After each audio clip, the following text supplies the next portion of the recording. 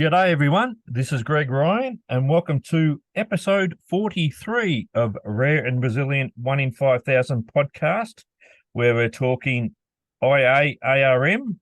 And today it's my pleasure to introduce a wonderful young lady by the name of Taylorann, who's 22-year-old from Ohio, who was born with IA/ARM. Her story is number 108 in the book. And for those who have the book, Taylorann's wonderful parents, Jeff and Tracy, also have written their version of their story in the book, which is story number 103. So welcome to the podcast, Taylorann. Thank you. Thanks for having me. Oh, it's a pleasure. And just a bit of a background. I first met Taylorann when she was about 15, 16, I think it was, at the Paul Fur Network. Yep. And I've seen her grow into a wonderful young lady, and I've been very, very close with her parents and her family for the whole time. And we caught up July last year, and it was wonderful seeing them all again. So, okay, Taylorann, let's start at the top.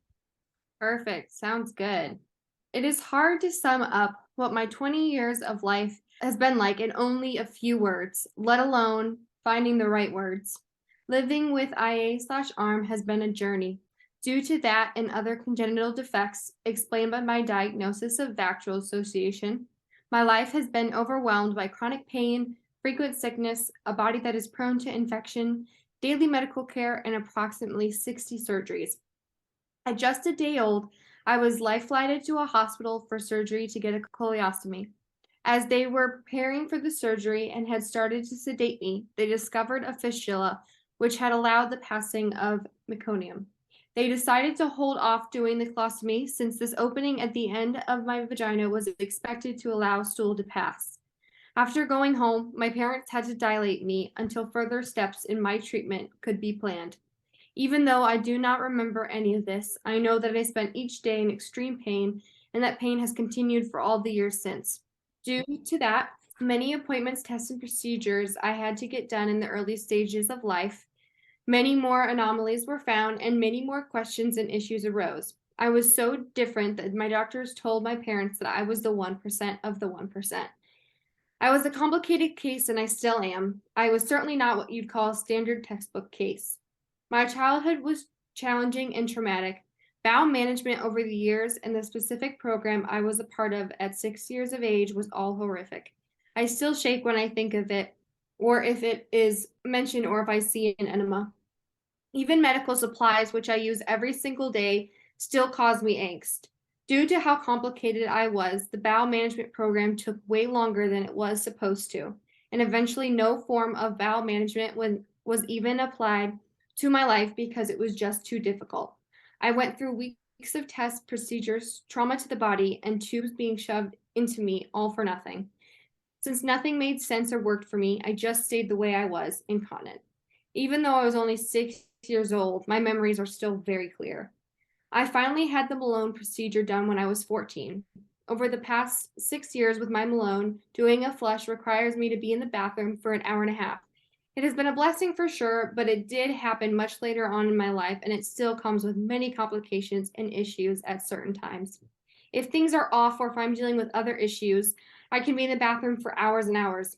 I feel sad and annoyed, like I'm wasting hours of my days sitting on the toilet for long periods of time. The aftermath of flushing can even make me feel quite sick, with pain in my stomach, extreme chills, and no energy, which makes sense since I am emptying and depleting myself. As a child, I was constantly out of school getting surgery after surgery done. I was constantly in hospitals and at appointments. I was constantly dealing with sickness, pain, and infections. So I didn't have much of a childhood. I couldn't get out like normal kids and enjoy childhood things. The surgeries and infections would land me in the hospital for long periods of time. As I expressed before, since my medical problems were so complex and I didn't have anything to assist with my incontinence, I had to wear coverage on a daily basis up until the age of 14. I dealt with constant smells, trying to hide it from my peers, and even with the coverage, I still experienced leakage. Growing up, my school did not understand, care, or listen. I would get constant questions from my peers as to why I was gone for so long, why I was constantly in the nurse's office, why I would leave class whenever I needed, why I used a different bathroom than they did, and so on. As a result, kids started to find out because I would change in the girls' locker room stalls for gym class. I'd get questioned why I didn't just change in front of everyone else like they did. I wouldn't be able to participate in certain gym class activities due to my malformed spine. I've had to leave class randomly to take care of my medical mess. I would be out of school for days on end due to sickness, pain, or surgery. It was all these things that normal kids never had to deal with what I experienced. I ended up being bullied, and no one wanted to be my friend because I was different. They only saw me as my illness. This continued. I was growing up, and it still goes on to this day.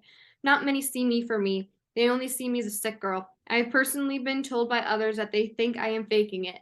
To this day, I still don't have many friends. I have a few special ones that see me as Taylorann, who are there for me and love me through it all. They try to understand the best they can. I am so thankful for them because with everything I have gone through, it has shown me that these are the types of friends that are true gems in this world. I am so thankful to have found different support groups, networks, and camps that have blessed me with friends who get it and understand. These friends, the Pull Through Network conferences and youth rally, has given me a home that I never had before. It has given me a certain love, care, and understanding and support that is very hard to describe and is so, so special. My parents have also been my biggest supporters and advocates throughout my 20 years, which I am beyond thankful for. As the years went on, so many things worsened. The bullying became extreme. I was getting sick more often, and my pain was worse than ever. I had constant infections in a body that couldn't handle anything without becoming extremely weak. These issues would put me in bed or in hospital for days. That all continually happened growing up. Eventually, I ended up being homeschooled for 4 years. That was a good decision for me health wise, as I was able to have my own schedule that worked with my body, but it really wasn't my preferred thing. I felt like I was trapped in a prison. I felt like I was only at home because I was sick. After those 4 years, I decided I want to be back in school. However, I would say that I was only truly physically at the school 1 year in total out of my 4 years of high school. My body was so miserable from having complication after complication. During those 4 years, I was fighting with the school as well as fighting what was going on in my body. I didn't fit the school's normal box. It made me feel unworthy and like I was an object, not a person. It made me feel like no one in this world would ever listen, understand, or care for me and what I was going through. Obviously, throughout this, I had no friends, and the friendships that I did have began to fade. This was all because, as I like to say, I was out of sight, out of mind. My body had an extremely hard time with everything that happens in teenage and adolescent years. That was when I had my Malone procedure done. It was a major surgery that included many other things during my freshman year of high school. This surgery amounted to a total of 7 surgeries in one and lasted 15 hours. My body did not know how to handle it. Adding all the medical craziness to a time of normal teenage issues was hard for me in every single aspect. My body did not accept this surgery at all. It was a long, painful, and horrific couple of years after this surgery. Everything you could possibly think of went wrong. And beyond that, things that the doctors didn't even know were possible and for which they had no clue on what to do. The surgery was one that was supposed to change my life for the better, but that did not happen. It did change my life forever, but not in the way it was supposed to, and I was so mad that I wish I had never gotten it done. I had a lot of recovering to do after this surgery. I spent months in bed and had new procedures to manage my body, which was all very hard to adjust to. While going through the process of recovering, learning, and enduring the unimaginable in order to finish out my high school years, I ended up having an at-home instructor. My body eventually began to adjust to the surgeries that had been done, which I was so thankful for. However, in the middle of my senior year of high school, a new complication arose. I almost went septic from it. It was a new issue that took a while to identify and was something new to add to the still growing list of the last 20 years. There was another major surgery done to try and fix that issue, and again, because my body is so complicated, it was another long, hard recovery. This time, as with every time my body is dealing with something, it messed up my bowel system very badly. My body now decides randomly if it wants to be constipated or have hypermotility. If I am constipated, my flushes will take hours. They will be excruciating as I have the worst cramps ever. My face gets flushed as well as pale, and my lips become purple. I will get extremely nauseous as well. If it is hypermotility, I will not stop emptying stool with absolutely no control. It is then constant accidents for a full 24 hours, even when x-rays show that my colon is empty. Having continual medical treatments and needing to use supplies each day is something that isn't normal, but it has always been my normal. Sometimes it will randomly hit me and I think, oh, that's right, this is not how other people pee and poop. Even though it is my normal, it is still hard to at times knowing I have to pack an extra bag full of medical supplies just to stay at my grandparents' house, and then have to get all my supplies checked at the airport security. I must remember to order the supplies each month so I can stay alive. I need to have extra space to store all those supplies. And so it goes on and on. Going back to the end of my high school days, I was determined to graduate. It was a challenge, but I did it. However, I had no life. I had no friends or a social life. The things I loved were taken from me as I spent most of my time in bed, unable to get rid of excruciating pain and infections. I did nothing. The only time I got up or went anywhere was to go to the bathroom, to sit for hours on the toilet. The trauma of my life is crazy. To this day, smells or what I see in a hospital or doctor's office can cause me anxiety. After approximately 60 surgeries, the operating room still gives me a small anxiety attack and I began to shake. It's now just a part of the routine of each surgery. Even random smells can bring back memories of earlier years that I don't specifically remember but make me feel uneasy. For many years, I was scared of anyone wearing a white coat, even outside of the hospital. Bright lights anywhere reminded me too much about the operating room. I even have trauma from the people who were supposed to help me, whether they were doctors, nurses, psychologists, social workers, school staff, or friends. Others wouldn't believe my complexity or thought I was just defiant. They didn't understand and told me things that made matters worse. Not being listened to was traumatic in itself. These days, it is still hard for me to trust anyone. Having had so many pokes, prods, experiments, procedures, surgeries, tests, etc., would explain why I feel the way I do. Because of everything that happened up to the year 2018, I knew that after high school, I was not going to be able to go to college like the rest of my peers. I knew I needed to focus on my health. There was no way, in the state I was in, I could go off to school. Since May of 2019, after I recovered from my last major surgery, I have been able to have more of a life than I have ever had. But while I have been the healthiest I have ever been, I still deal with crazy medical issues that doctors are still trying to understand. I still have extreme infections that land me in hospital for days, and I still deal with a ton of pain and sickness. It isn't always easy, but I look for what I can do and take out of the journey I have been on. I was determined to try school this doing it online. I may be a bit behind on things, and I may not know what is going to happen in the future, since I do not even know what is going to happen day to day. But I have a passion for patient and medical advocacy that has been inspired by all that I have been through. I am determined to use it somehow, even though I am unsure what will happen, but I refuse to live in fear. I will keep going, even when it is extremely hard. Well, you certainly do keep going, even when it's extremely hard. I've seen that firsthand. Thanks for sharing Oh, your story. How do you feel by reading it back now? And that's 2 years ago. So I think a lot I of things know. have happened since. Right. I think it's crazy that I didn't like until reading that back realize like, oh wow, that was like 2 years ago already. Like how fast time has gone, and then like how much has happened still in the 2 years since obviously this came out and I wrote this. It's crazy because I feel like, obviously a lot that I wrote and what I was reading back is still obviously pretty much all relevant to this day.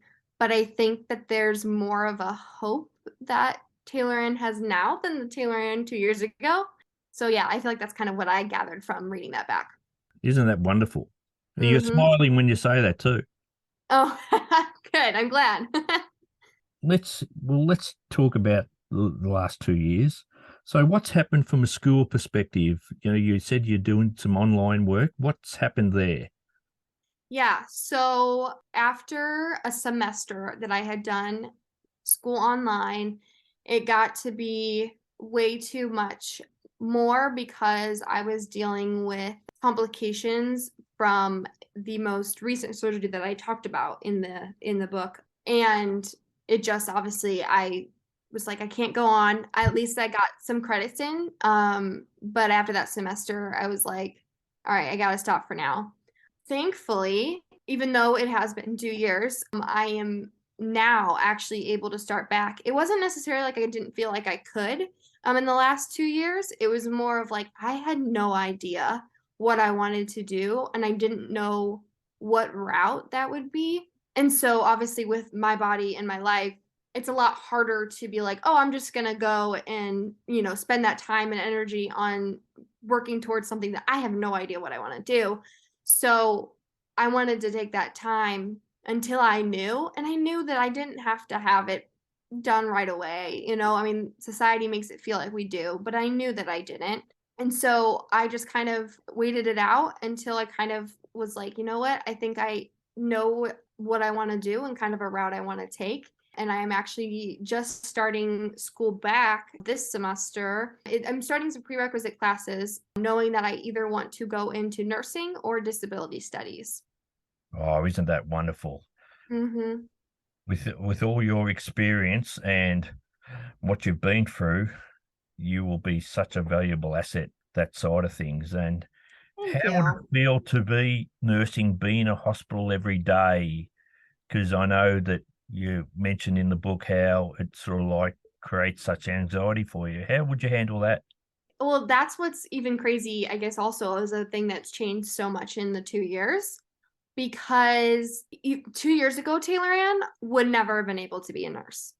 Right. It was really more recent that I have been like, it doesn't bother me. Like any of the medical stuff, as long as it's obviously, if I'm not doing it myself, then I'm okay with things. Yeah. So I feel like that has a lot of anxiety in that way has calmed down a lot. And I feel like I do a lot better too in settings, even when it's for me and when I'm getting stuff done.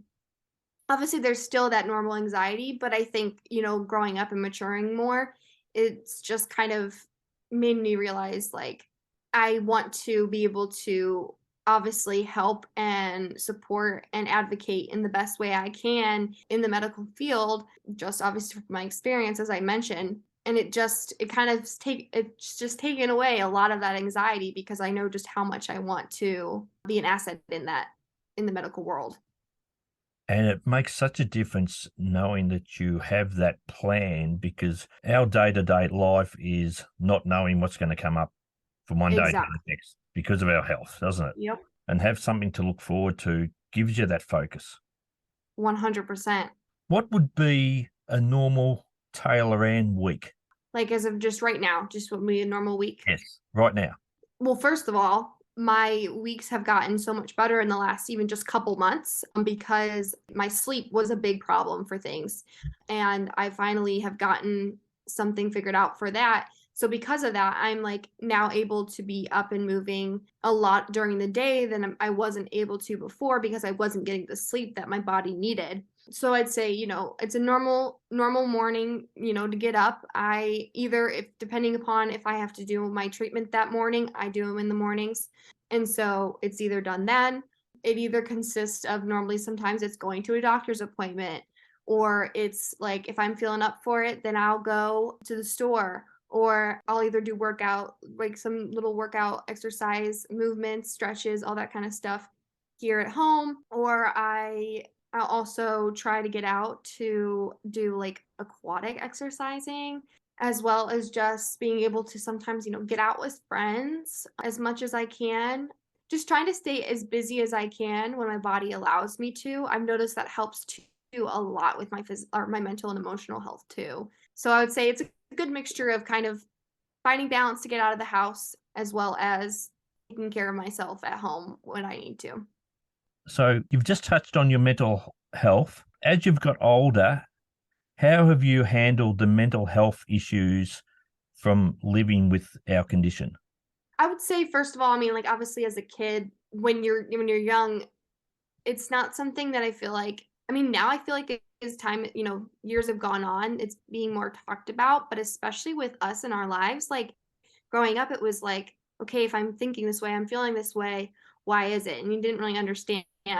Now being an adult, I think what's so special kind of about what I've gone through is I've understood just how important my mental health is. And I've been able to find ways to help obviously cope with that and know what works best for me. yeah, I just feel like there's a lot of things that I've been able to take and grasp and learn from over the years, and now being an adult, being able to help myself understand and grasp how I can better help my mental health, along with obviously all the physical stuff that goes on. Okay, along those lines, have you had to engage in therapy for your psychological health? Yes, I have gone through that for many years, but especially now more than ever, it's been something that I prioritize. 100% is something that I want to be a part of, and it's something that was really beneficial. Really, really helps me. We'd have a lot of parents who are listening to this now who'd have similar issues. What would Mhm. your advice to parents be if they see that their son or daughter may be going through some issues with school, etc.? Yeah, I think a big thing that is super, super helpful in general is just being able to have open dialogue and communication. Letting, obviously, as a parent, letting your child know, being like, hey, I'm seeing you struggling, and being able to ask, like, what can I do to help you? I think also understanding that it is also very helpful and it's very beneficial for any teenager, anyone around that age, to be able to have an outlet that's not just your parents. And I think that being able to talk to somebody else that isn't, either someone in the family or someone you've known for a while or whatever, is so beneficial. It really is. Okay, and this is a question that we've all dealt with, people with our condition. What impact was it when you started going to the Pull Through Network conferences and youth rally, etc., to meet others who gets it? Oh my gosh, I think that was probably one of the greatest things that has ever, come out of anything that's happened in my life. I mean, I really did not know anybody or talk to anybody that had anything similar to what I was going through, literally up until I was about 13, 14 years old, when it was the first time I went to the pull through conference. And I mean, just the aspect of like how much my life changed in so many ways, being able to connect with others that get it and understand was just like something. I mean, it's like hard to even like put into words just how like special it is when there's, people that just get it. And I think also there's just like a connection that people have when you understand what each other is going through. I think, I mean, definitely helped, obviously, my mental and emotional health too. I mean, being able to like realize, like, oh my gosh, I am not alone, and I have people that want to care and understand and get it and talk to me about. We can talk to each other about, hey, this is what's going on in my life, this is what's going on in mine, and being like, oh my gosh, I get it. There's just something so special about that like is it was just it's just it was life changing. Yeah, it is. It is hard to explain, isn't it? It really is. I know over the last couple of years too, you've had some major issues where you've had to go to hospital again, and a lot of it's about evolved around sepsis, hasn't it? Yes, correct. And recently, you only just come out of hospital 2 weeks ago too. Yeah, it has only been 2 weeks. Yeah, so if you can just go through and just explain how that's affected your body. Yeah, for sure. Well, okay, so my first time that I had gone sepsis, it was during a time when I just wasn't even really physically healthy. And that has nothing, and I don't mean it has nothing to do with our life and what we go through. I just had gotten to a point where I kind of stopped taking care of myself. And obviously when I went sepsis, it was noticeable. And I didn't want to be even in a deeper hole than I was physically because of it all. And so as time has gone on, I have been able to kind of just realize, like, what can I do for myself to help my body better through it? And it has been figuring out what foods help me, what types of exercises help my body to keep me going. So when someone obviously goes sepsis, it defeats you. There's so much of your body that just like crumbles in a way, if that's the best way to explain it. I mean, your body obviously was just fighting for your life. And so when that happens, obviously there's a lot of physical things that happen.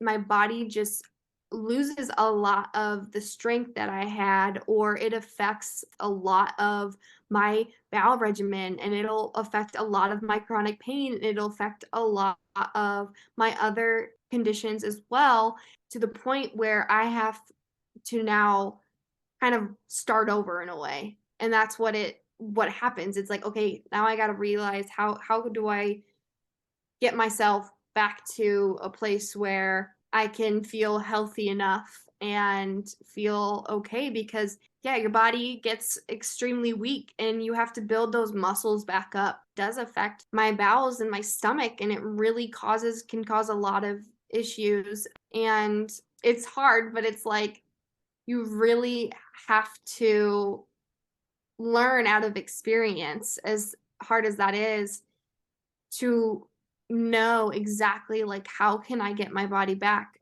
The reason I'm sitting here and being able to talk to you today and feel as okay as I can right now after literally getting out of the hospital just 2 weeks ago is because I've been able to learn, how can I get my body back? How can I get to where I need to be and want to be physically, because it does deplete you. Yep. Have the doctors been able to make any connection between the IAARM and all these bouts of sepsis that you've dealt with? I mean, it's been mostly related to bladder and kidney infections. However, obviously my bladder is augmented. So there is a lot of my bladder is colon, and with it large intestine having it's just like a big pool for bacteria.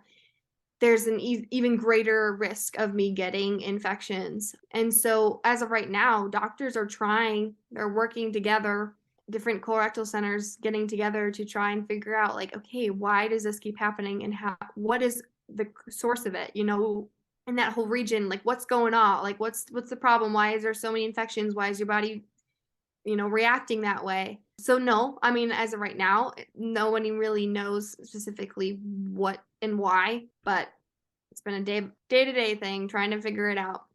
It gets back to being the 1% of the 1%, doesn't it? 100%.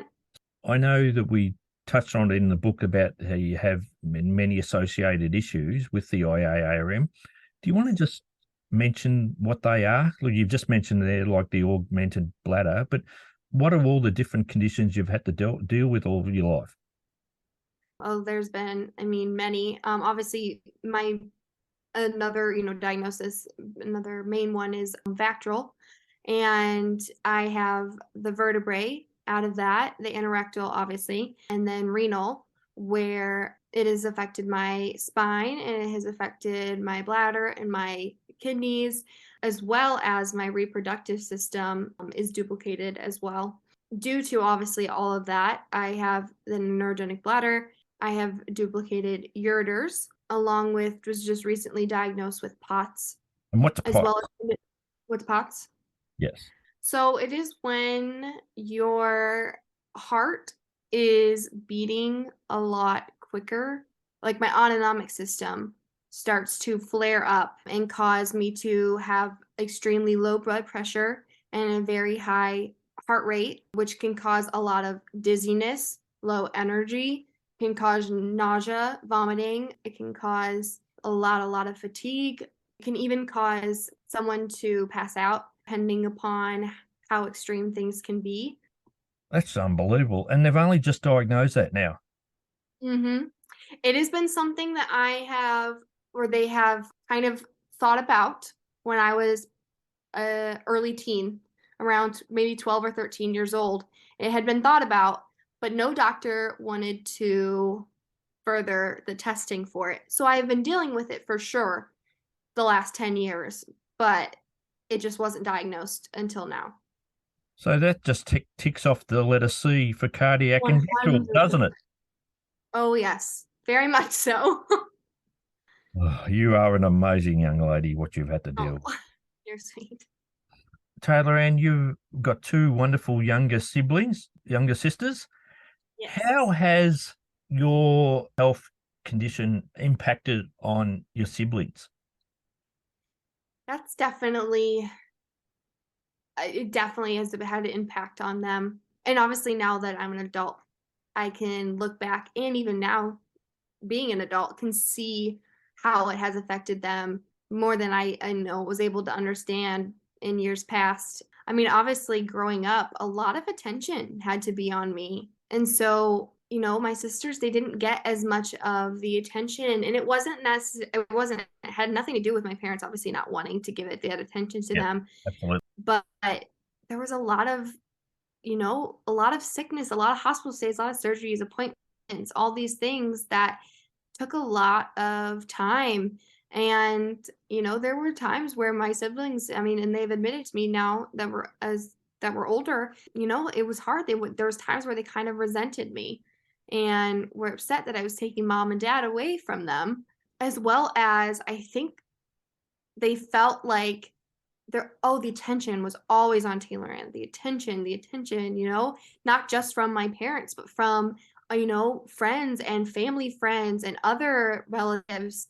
And I think it was hard because I mean, any kid, you do really want that attention from anyone, especially your parents. And so I know that that was definitely something that they definitely they struggled with. I think also, I mean, a thing that I am so grateful for, I just am so blessed that they were my sisters. I mean, I think also it affected them in the way that they really cared about me and just went to bat for me, wanted to fight for me, and didn't want anyone to obviously be like, no, she's, don't hurt my sister, don't hurt her. And so I think, a lot of the times they had to grow up a lot really quickly too, along with just it wasn't just me, they had to grow up quickly as well because they had to realize, okay, this is what Taylorann deals with, as well as, okay, this is why mom and dad need to be with her a lot,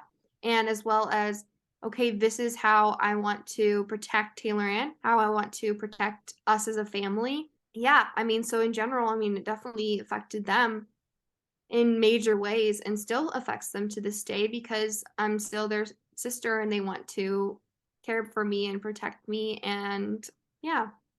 And one of the lovely things is every time we have a conference or the PTN conference, your mum and dad Mhm. and your two sisters are always there with you. Yep. How do you think having those conferences and meeting other siblings has helped them as well? Oh my gosh, totally. I think that's probably been one of my most favorite things being at the pull through conferences is seeing my sisters and my parents. I mean, my parents have definitely have, met other parents here and there over the years, but my siblings, I mean, my sisters, they had never met anyone else in their shoes that was going through what they've gone through. They've never met anyone that was like, "Oh my gosh, I get it as a sibling." And I think that that has always been one of my most favorite things to watch was just see how much it's impacted them as well. Like, I mean, I can see how much, like, I know how much it's impacted me, and I can see how much it's impacted them. Yeah, I mean, being able for them to relate to other people is so important too. Yep. And how have you handled the transition from adolescence to adulthood? And I Yeah. suppose this is where I'll mention where I come into play a little bit because I remember we were at the PTN and you were classified as a teen even though you were 18. And Yeah. I sort of like said, no, you're an adult now. We're going to bring you into the adult group. And I sort of, Yep. I'm not too sure if I got off the wrong side of a few people by doing it at the time. But You know what? I thank you so much to this day. I mean, it definitely was and still is a blessing to be able to like look back at that because it really did help push me and be like, no, like, yeah, you're an adult. Like, let's figure out how you can, create that independence for yourself and start taking care of like your health, It's definitely a transition that isn't easy. And even though I've been doing it for started doing that by the time I was 16 years old for sure. Started taking a lot of things in my own hands. In general, anyone going from adolescence to adult, it's hard, it's challenging, it is. But add on with what we go through, there's a lot more steps than the other than everyone else. And I'm still learning and growing and figuring it out, but I will say that it's definitely been something that I have loved being able to learn and grasp, and being able to take ownership of like my health and my life is like really exciting. Oh, that's great. Because I know the session that we brought you into, it was a pretty full-on session at the time, wasn't it? Yeah, it was. Definitely was. With your condition and your health, you've had to spend most of your time at home, as you mentioned about schooling and such. How do you think it will affect you trying to get a job, etc., going forward? hmm Well, I think it's already been kind of seen. I've been getting to a point where I feel ready to at least take some type of a step to be able to work, even if it's just in a small setting, not full time, being part time or PRN or something like that is something that I think is so beneficial for me and my health in general too, because I want to be able to feel like I have a purpose and to be able to get out and enjoy and get experience just whatever it may be in life. And I am actually in the middle of trying to get a position part-time with a facility here that works with different disabilities. I think one, it'll give me the ability to feel like I've got a purpose. I've got the ability to start working towards a passion of mine. And I don't know. I will be honest, like obviously I don't know what the future holds and if that's going to work completely or if it's not or if it's going to be okay, it kind of works, whatever. But I think the thing that I have really tried to grasp onto lately is I don't want to not just try because I don't know. And I think no matter what, I think for the rest of my life, work and making a living is going to look a little bit different maybe than And anyone that's else's. okay.